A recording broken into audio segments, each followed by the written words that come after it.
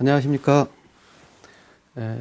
채권법 총론 8번째 강의로 오늘은 채무불이행의 유형 중 이행불능에 대하여 알아보겠습니다. 채무불이행의 유형으로는 지난 시간에 살펴본 이행지체와 이행불능, 불완전이행, 그리고 채권자 지체가 있습니다. 이행불능이란 채권이 성립한 후에 채무자에게 책임있는 사유로 위법하게 이행이 불가능하게 된 것을 이야기를 합니다. 예컨대 특정물을 인도하게 될 채무, 즉 그림, 예를 들면은 지난번 문제가 됐던 행복한 눈물, 이런 것을 예로 들면은 이러한 특정물을 인도하게 될 채무를 부담하고 있는 자가 그 물건을 파괴하였기 때문에 인도할 수 없게 된 경우 등을 예로 들 수가 있습니다. 이러한 이행불능이 되려면 채권이 성립한 후에 이행이 불가능하게 되었을 것을 요건으로 합니다. 즉 처음부터 불가능이 아니라 채권이 성립한 후에, 즉 후발적 불능이 대상이라고 하겠습니다. 이러한 이행이 불가능하게 됐는지 여부는 그러한 판단을 사회관념 내지는 거래관념에 따라 결정하게 될 것입니다. 이러한 불가능에 대해서는 사실적으로 불가능한다든가 법률적 불가능은 당연히 포함되겠지만은 경우에 따라서는 채무자의 주관적 사정에 의한 불가능도 포함이 됩니다. 예컨대 이행이 과다한 이행을 함에 있어서 과다한 희생이 따르는 경우가 그것입니다. 예를 들면은 매도인이 목적물을 이중으로 양도해서 제3자에게 등기 또는 인도를 완료할 때가 있습니다. 이때 처음에 팔았던 채무자에게 사람에게 이행을 하려면은 나중에 팔았던 그 사람에게 다시 그 물건을 사서 매수인에게 이전해야 되는데 그러한 것은 기대하기가 어렵기 때문에 이러한 것도 이행이 불가능하게 된 때라고 이야기할 수가 있습니다. 이행불능의 예로서 신문에 나와 있는 내용들을 몇 가지 보도록 하겠습니다. 가짜 언론사의 기자증을 팔아서 수익을 본 그러한 사례가 2008년 3월 27일자 신문에 보도가 되어 있습니다. 또 이런 언론사 기자증뿐 아니라 무인가 학교의 학위도 판매한 예가 있는데 그러한 가짜 자격증에는 마약 상담사 자격증 또는 마약 정보학 석박사 학위를 따주겠다라고 하면서 사람들을 모아서 그러한 자격증도 또는 등록금 명목으로 돈을 받은 사례가 적발이 된 것입니다. 또 사회복지사 자격증도 만들어 팔았다라는 기사도 볼 수가 있는데 만일 이러한 것을 산 사람이 가짜라는 것을 알았다면은 모르겠습니다만은 진짜 언론사의 기자증이고 또 사회복지사 자격증을 효력이 있는 그러한 것을 기대를 했다면은 이것은 기본적으로 불능이라고 할 수가 있는 것입니다. 인터넷상의 매물에 대해서 전자상거래라든가 이런 것이 최근에 아주 많이 성행하고 있는데 인터넷상에서의 부동산을 파는 또는 중고자동차를 파는 사이트들이 많이 있습니다. 이러한 사이트에서 고객을 유인하기 위해 허위의 시세를 올리는 기사가 나와 있는데 최근 공정거래위원회에서는 갖고 있지도 않은 매물을 인터넷에 게재하는 행위에 대해서 제재를 하고 있다, 즉 단속을 하고 있다 이러한 내용이 나와 있는 것입니다. 특히 기사 내용 중에 서울 지역의 경우 허위 매물이 70%를 넘는다라는 것이 있는데 만약 이러한 사이트를 이용해서 중고 자동차라든가 부동산을 사는 그러한 매매 계약을 했다면 어떻게 될까요? 이때는 이 갖고 있지 않은 매물을 거래 대상으로 했기 때문에 차후에 이러한 거래 계약은 불능이라고 할 수 있습니다. 물론 이러한 계약은 후발적 불능이라기보다는 처음부터 아예 매물이 없으니까 원시적 불능이라고도 볼 수가 있는 것이죠. 어쨌든 계약의 대상으로서 불가능이라는 것을 알 수 있는 사례라고 할 수가 있습니다.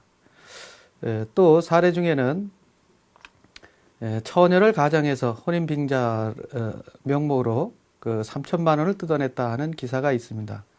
처녀인데 우리 결혼해요. 즉 처녀인 것처럼 속여서 총각으로부터 3천만 원을 뜯어낸 주부에 대해서 입건이 된 기사인데 이러한 기사 내용을 보면 어떨까요? 주부는 유부녀이고 사실상 결혼을 하기가 어렵겠죠. 물론 현재 결혼 생활을 이혼을 하고 난 뒤에 결혼하는 수는 있겠지만은 현재 상태를 기준으로 했을 때 그 이행할 수 없는 그러한 약속이라고 할 수가 있는 것이죠. 또 사례에 따라서는 이것은 언뜻 봐서는 이행불능인 것 같은 그러한 사례지만은 실질에 있어서는 이행불능이 아닌 그러한 사례도 있습니다. 2008년 4월 14일자 신문에 의하면은 아파트 같은 것을 분양받을 때, 상가나 아파트를 분양받을 때 전매가 제한되는 경우가 있죠. 이처럼 전매가 제한된, 금지가 된 분양권을 불법으로 전매한 그러한 사례가 문제가 되고 있습니다. 이러한 불법 전매된 분양권을 사서 이제 준공이 되면은 소유권을 이전해야 되겠죠. 이러한 과정에서 이제 당초에 전매한 뒤에 그것을 이전 등기를 해주면은 좋은데 그러한 과정에서 다시 문제가 생기는 경우가 있습니다. 왜냐하면은 그러한 아파트의 가격 같은 것이 분양 당시보다 훨씬 많은 수익을 내는 경우가 있기 때문에 그렇습니다. 따라서 여기 사례에서 보면은 아파트 두 채를 동백지구에서 분양은 받은 사람이 있는데 이러한 두 채 중에서 한 채는 자신과 부인 명의로 이렇게 받았기 때문에 그 중에 한 채를 팔은 것이죠. 그래서 산 사람이 이제 대금을 다 내고 이전 등기를 받게 되는 청구하는 그러한 사건입니다. 여기에 대해서 당초 이중 분양을 한 사람이 그 이중 분양이 즉 불법 전매가 무효기 때문에 이전 등기를 해줄 수 없다 이렇게 주장을 한 사례입니다. 여기에 대해서 수원지방법원에서는 전매 당사자 간의 전매 계약이 무효로 된다는 취지는 아니다. 즉, 이 전매 금지를 막는 것은 경제정책적인 그러한 측면에서 그 규제를 하는 것이기 때문에 실제 당사자 사이에서의 계약은 유효하다라고 보는 것이죠. 따라서 이러한 사례에 있어서는 언뜻 보기에는 그 이행이 불가능한 그러한 사례처럼 보여도 실제 그 불가능은 아니다라고 이야기할 수가 있는 것입니다. 이행불능에 있어서 구체적으로 사례를 보면은 우리 판례에서 채무의 이행불능이 어떤 의미인가 하는 것에 대해서 판시한 바가 있습니다. 좀 전에 이야기한 그러한 것이 이 판결문에도 나타나 있는데 채무의 이행이 불능이라는 것은 단순히 절대적, 물리적으로 불능한 경우가 아니라 사회생활에 있어서의 경험법칙 또는 거래상의 관점에 비춰볼 때 채권자가 채무자의 이행의 실현을 기대할 수 없는 경우를 말한다 라고 판시해서 사회적인 그러한 물리적인 그 불가능뿐 아니라 우리가 통상적으로 사회생활을 하면서 이것은 이행하기가 어렵다 이런 정도면은 불가능이라고 이렇게 해석하고 있습니다. 다음 같은 사례에서도 이행불능의 예로 들고 있는데 광고의 경우에 문제가 됐습니다. 우리가 통상 그 버스를 타면은 버스 그 외벽에 또는 버스 안에 광고, 문구가 이렇게 들어있는 경우가 있습니다. 마을버스 운송사업조합과 광고업자 갑 사이에 마을버스 자체 내부, 차체 내부하고 정류소 표지판을 이용한 광고 계약을 맺었었는데, 이러한 조합은 그 광고업자 갑하고 계약을 맺은 뒤에 다시 광고업자 을과 새롭게 똑같은 광고 계약을 체결하고 광고업자 을로 하여금 마을버스 차체 내부 및 정류소 표지판을 이용하여 광고를 하게 한 사례입니다. 이처럼 어떻게 보면은 광고 계약에서 이중 계약이라고 할 수 있고, 이러한 이중 계약 후 나중에 체결한 광고업자 을에 대해서 이행을 한 것이죠. 이러한 경우 광고업자 갑은 마을버스 차체 내부 및 정류소 표지판 이용이 거부당한 것이고, 또 그러한 광고를 할 수 있는 채권의 실행이 불가능하게 된 것이기 때문에 이러한 경우도 사회통념상 이행불능되었다라고 이야기할 수 있는 것입니다. 이처럼 이행불능이란 여기에서 말하는 이행불능은 후발적 불가능을 이야기를 합니다. 따라서 처음부터 불가능인 경우에는 채권이 성립되지 않은 문제로, 즉 채권 불성립의 문제로서 무효라고 할 수 있는 것이죠. 따라서 원시적 불가능일 때는 채권이 처음부터 성립하지 않았기 때문에 무효로 보는데 반해서 이 후발적 불가능의 경우에는 일단 채권은 성립이 된 것이고 그 후에 불가능이 된 것이기 때문에 이를 채무 불이행의 한 형태로 다루게 되는 것입니다. 여기서 정지조건부 또는 시기부 법률행위와도 비교가 되는데, 그 법률행위 성립 후에 채권의 발생 전에 이행이 불가능해 되는 것은 원시적 불가능이 아니라 후발적 불가능으로 이렇게 여기서는 정지조건부와 시기부 법률행위에 대해서는 보고 있는 것입니다. 후발적 불가능인가 또는 원시적 불가능인가 하는 것이 상당히 판단하기가 어려운 문제 중에 하나입니다. 그래서 실제 사례에서 우리 재판부의 경우에도 과연 이것을 원시적 불가능으로 볼 것인지 후발적 불가능으로 볼 것인지에 대해서 다툼이 있는 예가 보도가 된 바가 있는데, 특히 특허 계약과 관련해서 이러한 문제가 제기가 된 바 있습니다. 특허가 되면은 어떤가요? 독점적으로 그 특허권을 실시할 수가 있죠. 즉 독점적 지위를 보장받을 수 있는 것이 특허입니다. 이것은 지적재산권 분야와도 관련이 있는 것인데, 이러한 특허를 신청을 해서 이제 나중에 특허가 허가가 되면은 어떻습니까? 유효하게 특허를 받은 것이 되지요. 따라서 이처럼 받은 특허를 가지고 제3자에게 특허 실시 계약을 하면은 문제가 없을 것입니다. 근데 통상은 특허를 신청해 놓고 이미 특허 실시 계약도 맺는 경우가 많이 있게 되는 것이죠. 그래서 추후에 이제 특허가 확정적으로 받게 되면은 그러한 특허 실시 계약은 아무런 문제가 없이 이행이 된다고 이야기할 수 있습니다. 그렇지만은 특허를 신청했는데 하고 나서 특허 실시 계약을 제3자하고 맺고 이러한 상태에서 나중에 특허가 무효가 되면은 어떻게 될까요?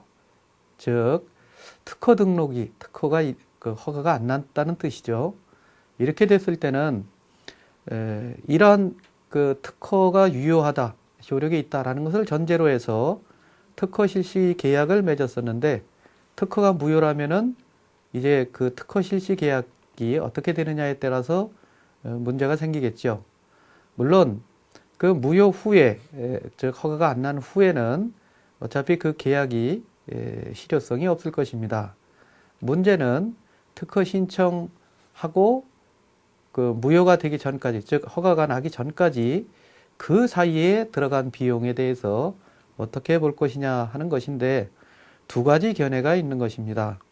하나는 계약 무효설 입장에서 처음부터 계약이 무효이기 때문에 그러한 특허 실시료를 지급할 필요가 없다라고 보는 견해가 있고, 또 하나는 계약 위반설 입장에서 그러한 특허에 대한 심결이 확정될 때까지는 유효했었으니까 그렇게 확정이 안 되면은 이제 계약을 해지할 수 있는 사유에 불과하고, 따라서 그러한 심결이 확정 전에 특허 실시 계약에 따른 실시료는 지급을 해야 된다라는 견해입니다. 이 두 가지 견해는 팽팽하게 대립이 되어 있는데 현재 확립된 판례나 연구가 없어서 실무상 큰 혼란이 있다 하는 기사가 법률신문에 보도가 되고 있는 것이죠. 즉 앞에 계약 무효설 입장에서는 원시적 무효라고 보는 것입니다. 이것은 이 사건에 대해서 실제 문제가 됐었는데 1심 재판부에서는 무효설의 입장에 쓴 것입니다. 그래서 1심 재판에서는 당시 재판부가 그 원시적 불가능으로 이렇게 즉 급부의 대상인 특허권이 존재하지 않으며 전용 실시권 설정이 법률상 불가능하게 됐다 해서 그 이행이 원시적으로 불가능해서 무효다라고 판시한 바가 있는 것입니다. 이러한 1심 판결에 대해서 그 뒤 항소가 되고 항소심 재판부에서는 두 번째 견해인 계약 위반설을 택하고 있습니다. 따라서 두 번째 그 항소심에서는 심결이 확정될 때 계약 해지 사유에 불과하고, 따라서 그동안은 계약이 성립되어 있다는 것이죠. 즉 후발적으로 불능된 것이기 때문에 그 불능 전에 체결된 것에 대해서는 실시료를 지급해야 된다라고 판시를 한 것입니다. 이처럼 실제 사례에 있어서는 처음부터 무효인지 아니면은 계약이 성립된 후에 무효인지에 대해서 다툼의 여지가 있는 그러한 부분들이 많이 있는 것이죠. 이러한 이행불능에 대해서 어느 때를 기준으로 이행불능이라고 할 수 있는지에 대해서 현재는 이행기를 표준으로 하고 있습니다. 그렇기 때문에 이행기 전에 일시적으로 불가능한 그러한 사태가 있다 하더라도 이행기에 가능하다라는 것이 확실하게 되면은 이때는 이행불능이 아니다라고 해석할 수가 있는 것입니다. 이행불능의 두 번째 요건으로서 그러한 불가능이 채무자에게 책임 있는 사유에 의할 것이라는 요건이 있습니다. 이것은 채무불이행의 아마 공통적인 그러한 요건이 될 것입니다. 즉 채무자에게 책임 있는 사유, 귀책 사유가 있어야 채무자에게 책임을 물을 수가 있겠죠. 이렇게 우리 390조 단서에서 이행지체를 참조해 갖고 채무자에게 책임 있는 사유에 의하다라는 것을 해석하고 있는데, 이때 법정 대리인이나 이행 보조자의 고의, 과실로 인한 이행불능의 경우에도 이러한 법정 대리인 또는 이행 보조자의 고의, 과실은 채무자와 동등하게 이렇게 볼 수 있는 지위에 있는 사람들이기 때문에 채무자의 유책 사유에 해당한다고 해석하고 있습니다. 채무자에게 책임 있는 사유로 이행불능이 된 이러한 경우에 입증 책임은 누구에게 있는가라는 것인데, 채무자 자신의 책임 있는 사유가 아니다라는 점을 입증해야 됩니다. 즉 계약이 성립된 후에 이행불능이 되는 것은 기본적으로 채무자가 잘못됐다, 책임이 있다라는 것을 전제하고 있는 것입니다. 따라서 채무자가 면책이 되려면은, 즉 이행불능의 책임을 지지 않으려면은 자기 자신이 책임이 없다, 즉 책임 있는 사유에 의한 것이 아니다 라는 점을 채무자가 입증해야 되고, 채무자가 이러한 입증을 하지 못했을 때는 이행불능의 책임이, 즉 귀책 사유 있는 것으로 이렇게 본다라고 할 수가 있는 것입니다. 민법 392조 본문에서는 이행이 지체된 후에 이행불능의 경우를 규정하고 있는데, 이것은 이행지체 후의 이행불능에 대해서는 이행지체 할 때, 이행지체를 검토할 때도 말씀드린 바가 있는데, 이행지체 후의 이행불능의 경우는 현재 이행불능으로 이렇게 학설이 보고 있는 것이죠. 이러한 이행지체 후의 이행불능의 경우에는 채무자가 과실 없음을 항변할 수가 없습니다. 이처럼 특별한 조문을 둔 이유는 기본적으로 이행지체라는 것이 채무자의 책임 있는 사유로 도래했기 때문에 이행지체 후에 이행불능 됐을 때는 채무자가 이행불능에 대해서 과실이 없다 하더라도 책임을 지는 것이 마땅하기 때문에 이러한 조문을 둔 것입니다. 다만 그 단서에서 처음부터 이행지체가 없더라도 이행불능이 될 것이다 라는 그러한 경우에는, 또 그러한 것을 입증했을 때는 채무자에게 그러한 경우까지 이행불능의 책임을 지우는 것은 부당하다라고 보여져서 이때는 면책을 하고 있습니다. 즉 이행불능에 따른 책임을 지우고 있지 않는 것입니다. 그 채무자가 아닌 채권자에게 과실이 있는 경우에는 어떨 것인가에 대해서 우리 판례가 하나 나와 있는데, 이것은 부동산을 매수할 때, 매매할 때 그 부동산의 대출을 받으면서 근저당권이 설정되어 있는 경우가 있습니다. 따라서 통상 이러한 경우 매도인으로서는 그 대출 채무를 다 변제하고 근저당을 말소한 뒤에 이전 등기를 해주는 것이 맞겠지요. 근데 대부분 사회에서 계약을 할 때는 이처럼 근저당이 설정되어 있는 부동산을 살 때 그 채무를 매수인이 갚는 것으로 이렇게 계약하는 경우가 있습니다. 이러한 경우를 피담보 채무를 이행인수했다라고 설명을 하고 있는 것이죠. 피담보 채무를 이행인수한 뒤에 이행인수로 했으니까 이제는 매수인이 그 채무를 갚아야 됩니다. 대출 채무를.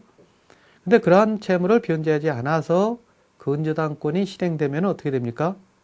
경매가 되니까 제3자에게 넘어가게 되고, 따라서 나중에 이 매도인은 매매 목적물에 대한 소유권을 상실하게 되기 때문에 이전 등기를 해줄 수가 없겠죠. 따라서 이러한 경우에 매도인에게 과실이 있는 것인지 하는 것이 문제가 된 사안입니다. 이에 대해서 우리 대법원 판례를 보면은 부동산 매수인이 매매 목적물에 설정된 근저당권의 피담보 채무에 관하여 그 이행을 인수한 경우에 물론 채권자에 대한 관계에서는 여전히 매도인이, 즉 대출받은 채무자가 은행에 돈을 갚아야 될 것입니다. 그렇지만은 매도인과 매수인 사이에 특별히 계약을 해서 이행인수를 한 경우에는 매수인이 그 피담보 채무를 변제하겠다 이렇게 약속한 것이니까 그러한 피담보 채무를 매수인이 변제할 책임이 있으므로 매수인이 그러한 변제를 게을리했기 때문에 근저당권이 실행된다면은 바로 그러한 경우에 매도인은 어떻습니까? 매수인이 돈 갚는다라고 해서 넘겨준 것이니까 이때 매도인이 매매 목적물에 대한 소유권을 이제 경매가 돼서 소유권을 상실한다면은 특별한 사정이 없는 한 이는 매수인에게 책임 있는 사유로 인하여 소유권 이전 등기 의무가 이행불능됐다라고 보는 것이고, 따라서 거기에 매도인의 과실은 있지 않다라는 것이 판례의 태도입니다. 따라서 이처럼 채무를 이행인수한 경우에는 매수인이 그러한 돈을 갚을 의무가 있기 때문에 주된 목적인, 즉 매매 목적물에 대한 소유권 이전 등기에 대해서 채권, 권리를 갖고 있다 하더라도 그것에 대해서 매도인 측에 귀책 사유를 묻기 어렵다라는 것이죠. 채무불이행의 형태인 이행불능의 책임을 묻기 위한 세 번째 요건이 이행불능이 위법한 것일 것이라는 요건입니다. 즉 이행불능도 채무불이행의 한 형태, 즉 채권에 대한 침해이기 때문에 위법성을 요건으로 하는 것입니다. 이와 같은 이행불능이 있을 때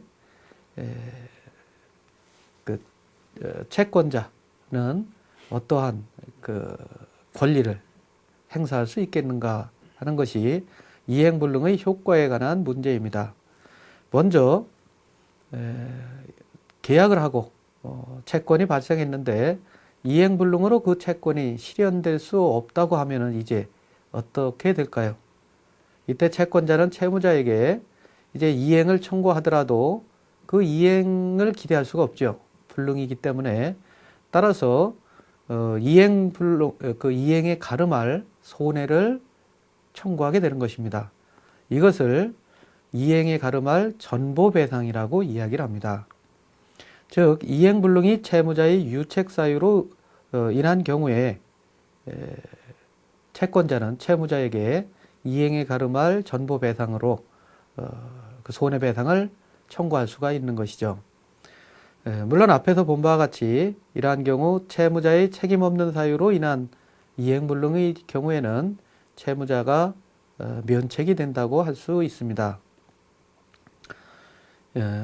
이행불능이 일부에 대해서만 있으면 어떨까요?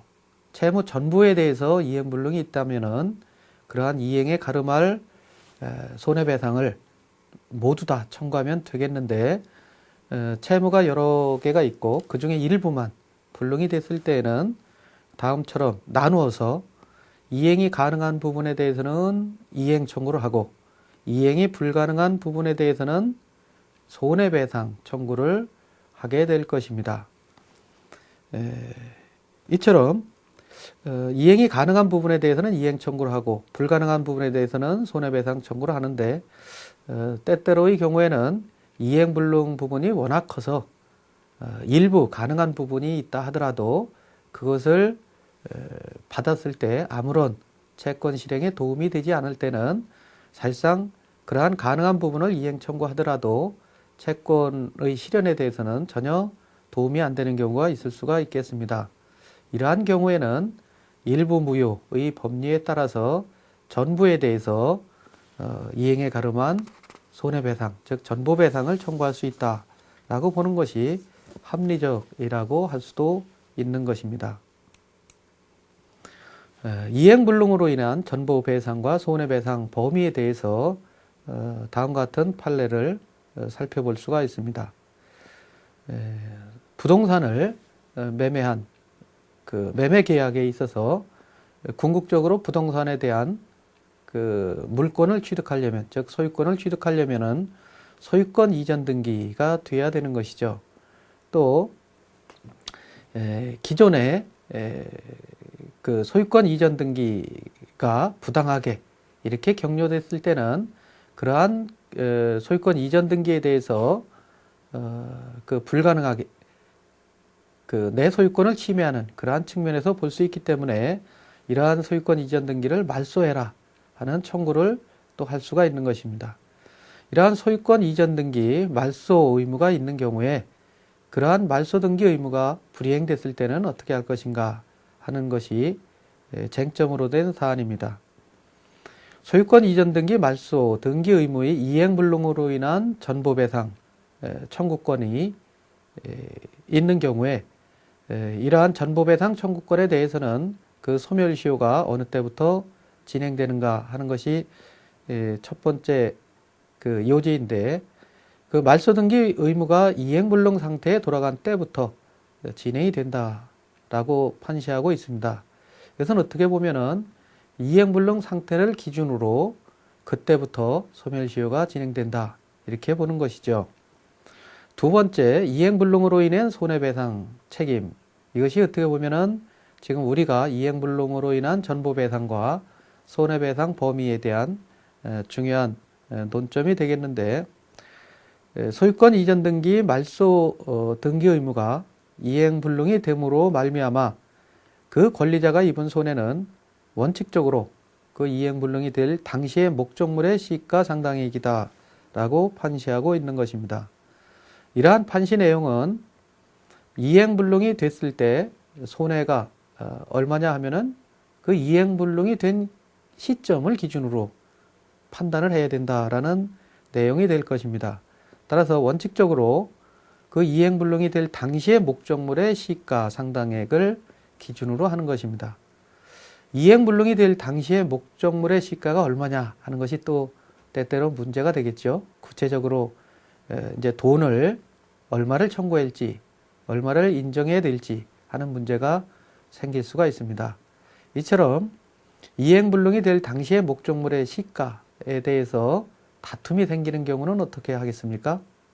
그때는 통상 실무상 그러한 시가를 그 재판을 하는 재판부에서도 알 수가 없는 경우가 많기 때문에 이때는 시가 감정을 해서 그 감정된 결과를 가지고 판결을 하게 될 것입니다. 따라서 이행불능이 될 당시의 목적물의 시가가 재판 당시에는 이행불능은 그 이전에 한 달 전 또는 두 달 전, 1년 전에 이행불능이 될 수가 있죠. 그래서 그 당시의 목적물의 시가가 얼마냐 하는 것을 기준으로 손해배상을 정하게 될 것입니다. 이행불능이 되는 경우에 두 번째 효과가 계약을 해지할 수 있는 권리입니다. 당연히 그 계약대로 이행 청구해도 소용이 없는 것이죠. 왜냐하면 이행을 할 수가 없는 상태가 이행불능이기 때문에 그렇습니다. 따라서 이러한 경우에는 당초의 계약을 해지해서 계약을 소멸시켜야 되겠죠. 그래서 해제권을 행사할 수 있는데 이러한 해제권을 행사하더라도 손해가 남을 수가 있습니다. 물론 계약 해제에 대해서는 우리 학설이 여러 가지 견해가 있습니다. 직접 효과설, 그래서 처음부터 무효다라는 견해도 있고 청산관계설이라고 해서 해제권을 행사하기 이전에는 유효로 봐야 되고 해제로 인해서 그 관계를, 계약 관계를 청산하는 그러한 관계로 다시 돌아갔다라고 보는 견해도 있습니다. 그래서 대체적으로 청산관계설은 기존에 진행되어 왔던 것에 대해서는 그 사실 자체를 다 인정을 하고 추후에 정리하는 절차를 계약 해제로 인해서 발생한다라고 보는 것이죠. 근데 어떠한 견해를 취하든 계약을 체결하고 그 후에 이행 과정에서 손해가 발생할 수 있고 또 그러한 계약 때문에 다른 것을 하지 못하는 경우도 있습니다. 이처럼 그동안의 계약으로 인해서 어떠한 손해가 발생했을 때는 그러한 손해배상 청구도 가능한 것이죠. 따라서 우리 민법 551조에서는 계약 해제를 했다 하더라도 별도로 손해배상이 있는 경우에 손해배상 청구를 인정하고 있는 것입니다. 이 채무에 대해서 계약 이후에 이행불능이 된 경우에 그 이행불능에 따른 법률 효과가 앞에서 살펴본 전보배상을 할 수 있다. 두 번째 계약 해제를 할 수 있다. 이러한 그 권한 이외에 아주 특별한 권한이 하나 더 있습니다. 그것은 바로 대상청구권이라고 할 수 있는데 이러한 대상청구권은 이행지체와 비교해 봤을 때 아주 특수성이 있는 것이죠. 즉 채무불이행의 한 형태로 이행지체, 이행불능, 또 불완전이행, 채권자지체 이렇게 네 가지를 검토하게 되겠습니다마는 앞에서 살펴본 이행지체의 경우에는 이 대상청구권이라는 것이 없었습니다. 근데 이행불능의 경우에는 특별히 대상청구권을 인정하고 있는 것입니다. 그러면 이러한 대상청구권은 어떤 때를 이야기하는가 하는 것인데 이행불능이 된 경우에 이제 더 이상 채권의 목적은 실현될 수가 없는 것이죠. 이행불능이 됐는데 이러한 이행불능과 동일한 원인으로 그 목적물의 대상이 되는 어떠한 이익이 발생하는 경우가 있는 것이죠. 즉 채무자가 이행불능이 되면은 그러한 채무를 이행할 수가 없게 되는데 이러한 이행불능이 있다 하더라도 그 이행불능을 원인으로 해서 목적물에 어떠한 수익이 있을 수가 있어요. 따라서 이러한 이익이 발생한 경우에 그러한 이익을 그 채무자가 갖게 되는 것은 부당하다라고 보는 것이죠. 따라서 채권자는 채무자가 이행불능이 돼서 본래의 급부는 이행할 수 없지만은 그에 가름하는 또는 그것을 원인으로 하는 다른 이익을 보았을 때는 그 본 이익을 채무자에게 내놔라 하고 청구할 수 있는 것입니다. 바로 이러한 이행불능과 동일한 원인으로 채무자가 이득이 발생한 경우에 그 발생한 이익을 청구하는 권리가 대상 청구권이다 라고 이야기할 수 있는 것이죠. 예를 들면은 목적물을 제3자가 파괴한 경우에 특정물 같은 경우에 그림, 예컨대 아까 행복한 눈물을 예로 들었었는데 이러한 행복한 눈물이라는 그림을 그 매수를 해서 넘겨받아야 되는데 이러한 그 그림이 파괴된 경우에 어떨까요? 손상이 된 경우에 그 그림으로서의 가치가 상실되는 경우가 있습니다. 따라서 그림을 인도받을 그러한 채권, 채무는 이행불능이 됩니다마는 그러한 그림의 경우에는 그 보험이 들었을 수가 있죠. 따라서 그러한 파괴된 경우에 보험금을 동시에 채무자는 그것을 파괴시킨 사람에 대해서 손해배상 청구권을 갖는다든가 또는 보험에 가입되어 있을 때 보험금 청구권을 갖게 되는 경우가 있는 것이죠.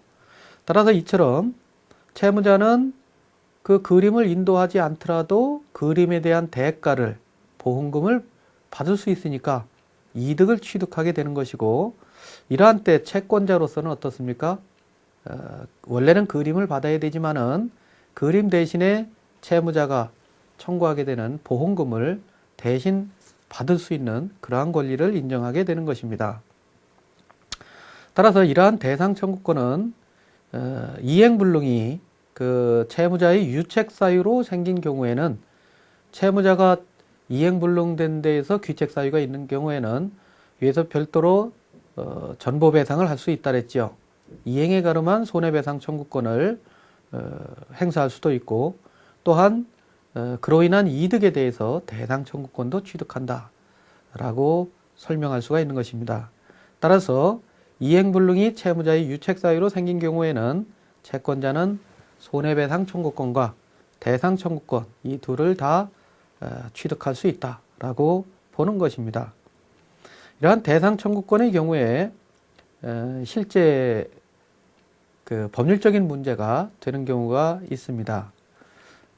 예컨대 우리 대법원 2005두 5956호 판결에 의하면은 경매를 했는데 경매 대상의 목적물에 대해서 우리가 취득하려면은 경매에 참여를 하면 되죠.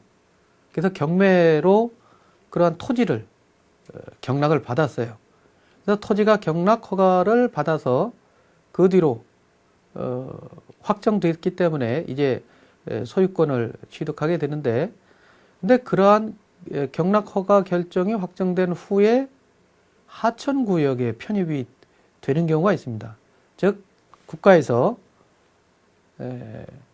그 강을 또는 하천을 정비하면서 국유로 이렇게 편입을 시킨 것이죠.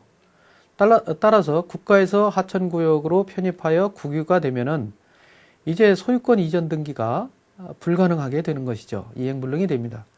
따라서 경락인은 소유자가 하천구역 편입으로 지급받게 되는 손실보상금에 대해서 대상 청구권을 행사할 수 있다라고 판시한 바가 있는 것입니다. 즉 경매라는 것은 우리가 통상 부동산에 대해서 매매계약을 체결하게 되는데 이러한 매매계약이 임의로 되는 것이 아니라 경매의 경우에는 강제로 경쟁 체결되는 그러한 뜻이죠. 그래서 확정되면은 그 후로 이전 등기를 이제 돈을 다 내고 이전 등기를 받으면 되는 것인데 그것이 하천구역에 편입돼서 국가로 국유로 넘어가게 된다면은 결국 이전 등기는 받을 수가 없게 되는 것이죠. 즉 소유권 이전 등기가 이행불능이 돼 있는데 그렇지만은 그 당초의 소유자는 하천구역 편입, 즉 국유로 됨으로써 국가로부터 배상을 받게 되죠. 이처럼 배상받는 손실금에 대해서 대상 청구권을 행사할 수 있다라는 것이 대법원의 판례입니다. 또 하나의 사례에서는 우리가 매매 계약을 할 때 신문을 보면은 특히 경제적인 이유에 의해서 토지거래 허가구역으로 지정하는 경우가 있어요. 이것은 소유권을 제한하는 하나의 그 경제정책이 될 텐데, 이러한 토지거래 허가구역 내의 토지를 매매하는 경우가 있습니다. 따라서 토지거래 허가구역 내의 토지에 대해서 매매계약이 체결된 경우에는 관할관청에서 토지거래 허가를 받아야만 이제 이전 등기가 되겠죠. 즉 매매 효력이 유효하게 될 것입니다. 근데 관할관청의 허가를 추후에 받지 못하게 되면 어떻게 됩니까? 그것은 매매 계약의 목적물을 취득할 수 없게 되는 결과가 되는 것이죠. 여기서 토지거래 허가구역 내의 토지에 관한 매매 계약이 관할관청의 허가를 받지 못한 상태에서 매매 목적물이 수용 등으로 인하여 이행불능이 된 경우에 대상 청구권이 발생하는지 여부에 대해서 문제가 된 적이 있는데, 이 경우는 앞의 사례하고 약간 좀 다른 내용입니다. 여기서 토지거래 허가 구역 내에서 토지거래 허가를 받지 못하는 경우에는 현재 우리 대법원 판례가 좀 특수한 이론을 전개하고 있습니다. 이때는 토지거래 허가 구역 내의 토지에 대한 매매 계약은 그 관할관청의 허가가 아직 없는 그러한 상태의 경우에는 그때를 유동적 무효라고 이야기를 하고 있습니다.